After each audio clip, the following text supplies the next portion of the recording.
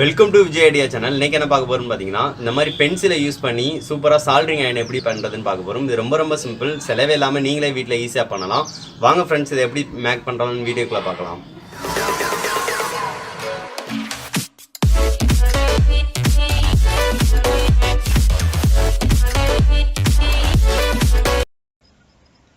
இது செய்கிறதுக்கு தேவையான பொருள் பார்த்தீங்கன்னா, இந்த மாதிரி ஒரு சார்ஜர் எடுத்துக்கோங்க.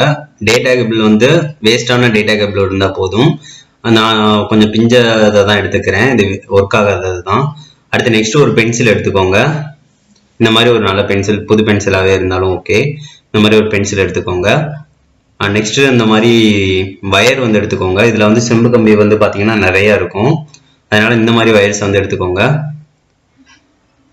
நெக்ஸ்ட் வந்து பார்த்தீங்கன்னா இதுதான் தேவை. நெக்ஸ்ட் வந்து இந்த பென்சிலை வந்து நல்லா சீவ போகிறோம். நல்லா நடுவில் உள்ள கிராபைட் இருக்கு பார்த்தீங்களா, அது நல்லா தெரியணும், அந்த அளவுக்கு நல்லா சீவணும். அதனால் கத்தியை வச்சு இந்த மாதிரி சீவுங்க, கொஞ்சம் பார்த்து சீவுங்க. நெக்ஸ்ட் வந்து இந்த கிராபைட் வந்து உடஞ்சிடாமல் பார்த்துக்கோங்க. ஸோ அது ஈஸியாக லைட்டாக வச்சாலே உடஞ்சிரும். ஸோ அதை பார்த்து மெதுவாக சீவுங்க.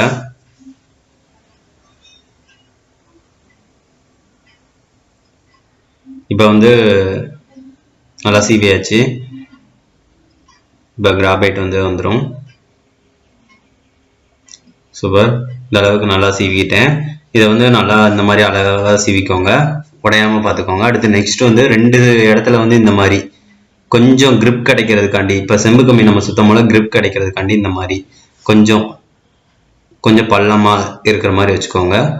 அதே மாதிரி நான் ரெண்டு இடத்துல எங்கே செம்பு கம்பி நம்ம சுத்த போகிறோமோ அங்கே ரெண்டு இது பண்ணிட்டேன், பாருங்கள், பார்த்தா தெரியும். நெக்ஸ்ட் வந்து இந்த செம்பு கம்பி, இந்த வயர் இருக்குது பார்த்தீங்களா, வயரை வந்து தேவையான அளவு வந்து கட் பண்ணி எடுத்துக்கிறேன்.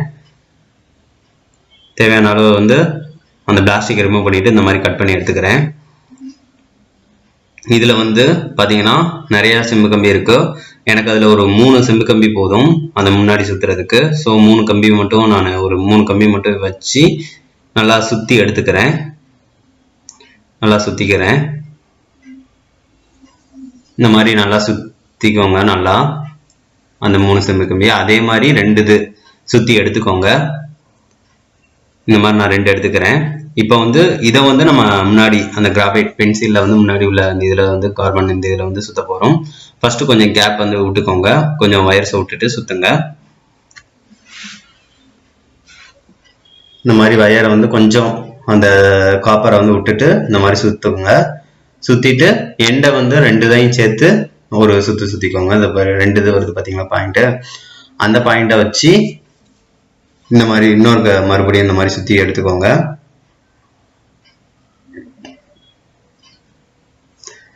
நெக்ஸ்ட்டும் இப்போ நல்லா கிரிப்பு கிடச்சிக்கிடுச்சு. இப்போ நெக்ஸ்ட்டும் அதே மாதிரி தான் சுற்ற போகிறோம். அது வந்து ஆப்போசிட் சைடு வந்து சுற்றிக்கோங்க. ஆப்போசிட் டைரக்ஷன் தான் அந்த கம்பி நீட்டிக்கிட்டு இருக்கிற மாதிரி பார்த்துக்கோங்க. அப்படின்னா தான் வயர் கனெக்ஷன் வரும்போது ஒன்று ஜாயின் பண்ணாமல் கரெக்டாக நம்மளுக்கு இருக்கும். ஸோ நான் அதையும் நல்லா சுற்றிக்கிறேன். இப்போ வந்து அதையும் நல்லா இது பண்ணி விட்டுக்கோங்க. இப்போ பார்த்தீங்கன்னா தெரியும், 2 இதுவும் ஆப்போசிட் டைரக்ஷனில் இருக்குது. அதை வந்து மேல் நோக்கி இந்த மாதிரி வளைச்சி விட்டுக்கோங்க. வளைச்சி விட்டுக்கிட்டால் தான் அதுக்கடுத்து நெக்ஸ்ட் வந்து கனெக்ஷன் கொடுக்கலாம், 2 ஒட்டாமல் இருக்கும். நெக்ஸ்ட் வந்து நம்ம அந்த டேட்டா கேபிளில் இருக்குது பார்த்தீங்களா, அதில் வந்து அந்த உடஞ்ச அந்த பகுதி மேலே வந்து இதை நான் ரிமூவ் பண்ணிக்கிறேன். சார்ஜ் போடுற பகுதியை ரிமூவ் பண்ணிவிட்டு இதையும் நம்ம கட் பண்ணி வயர்ஸ் உள்ள இருக்கிற மாதிரி எடுத்துக்கோங்க.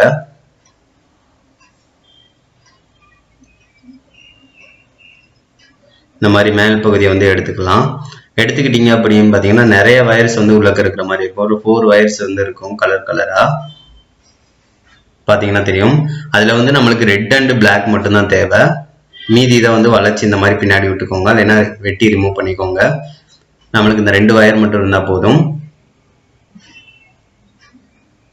அதுக்கடுத்து இதையும் இந்த வயரையும் மேலே வந்து இந்த கம்பி தெரிகிற மாதிரி எடுத்துக்கோங்க. மேலே உள்ள பிளாஸ்டிக்கை ரிமூவ் பண்ணிக்கோங்க. இப்போ வந்து அதையும் கொஞ்சம் நல்லா இந்த மாதிரி முறுக்கி விட்டுட்டு நம்ம வந்து பென்சிலில் வந்து இப்போ வந்து 2 செம்பு கம்பி இருக்குது பார்த்தீங்களா, அதில் வந்து ஒரு இதை வந்து ஒரு இதுலேயும் இன்னொன்று வந்து இன்னொரு இதுலேயும் இந்த மாதிரி நல்லா சுற்றி எடுத்துக்கோங்க. அதையும் ஜாயின் பண்ணிக்கோங்க கனெக்ஷனை. இப்போ ஜாயின் பண்ணியாச்சு. இப்போ ஜாயின் பண்ண பிறகு இதை வந்து நல்லா டேப் போட்டு ஒட்டிக்கோங்க, சுற்றிக்கோங்க நல்லா. ஏன்னா அடுத்து கனெக்ஷன் வந்து ஜாயிண்ட் ஆகக்கூடாது. ஸோ அதனால நல்லா சுற்றிக்கோங்க. இப்போ வந்து நான் நல்லா அதை வந்து ஃபுல்லாக சுற்றி எடுத்துக்கிறேன். சுற்றியாச்சு. அதுக்கடுத்து நெக்ஸ்ட் வந்து இந்த மேல் பகுதி இங்கேயும் ஒரு சுற்றிக்கோங்க. இப்போ வந்து இதையும் நல்லா ஒரு கொஞ்சம் நல்லா கரெக்டாக சுற்றியாச்சு. இப்போ நல்லா ஆயிடுச்சு. இப்போ அடுத்து நெக்ஸ்ட் வந்து இந்த தேவையில்லாத பகுதிகள் வந்து நீட்டிக்கிட்டு இருக்கிறதுனா அதை ரிமூவ் பண்ணி வெட்டி எடுத்துக்கோங்க. இப்போ அதையும் நம்ம வெட்டி எடுத்தாச்சு. இப்போ நம்மளுக்கு வந்து பென்சில் வந்து சால்டரிங் அயன் வந்து நம்மளுக்கு ரெடி ஆயிடுச்சு. இப்போ பார்த்தீங்கன்னா தெரியும். இதை வந்து நம்ம செக் பண்ணி பார்க்கலாம் இது எப்படி ஒர்க் ஆகுதுன்னு. இப்போ பிளக் வந்து கனெக்ஷன் வந்து நான் கொடுத்துட்டேன். கொடுத்து சுவிட்ச் வந்து ஆன் பண்ணியாச்சு. சுவிட்சை வந்து ஆன் பண்ணிட்டேன். இப்போ வந்து இது ரொம்ப சீக்கிரமாகவே ஹீட் ஆயிடுது. நான் வச்சு 1 நிமிஷம் கூட ஆகல, கரெக்டாக ஹீட் ஆயிடுச்சு. சரி, கொஞ்ச நேரம் கழிச்சு பார்க்கலாம்.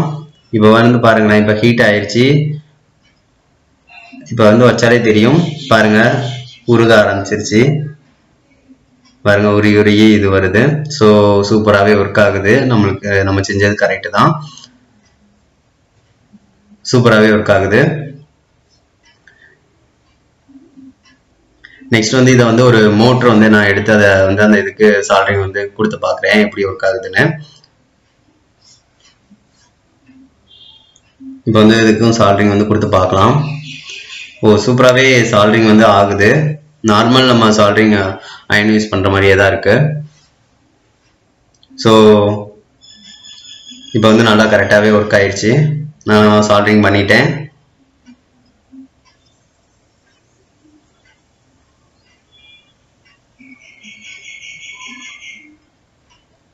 நார்மலாக பண்ணுற மாதிரியே தான் இருக்குது, டிஃப்ரென்ஸ்னால் இல்லை. ஸோ சூப்பராக சால்டரிங் ஆயிடுச்சு. இவ்வளோதான் ஃப்ரெண்ட்ஸ். நீங்களும் ஈஸியாக அந்த மாதிரி ஈஸியாக வீட்டிலேயே செஞ்சிடலாம். ஒரு பென்சிலை இருந்தால் போதும், இந்த பென்சிலையே இவ்வளோ அழகாக செஞ்சிடலாம்.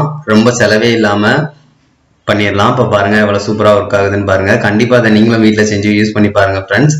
கண்டிப்பாக இது உங்களுக்கும் யூஸ்ஃபுல்லாக இருக்கும். கண்டிப்பாக இதை நீங்களும் பண்ணி பாருங்கள்.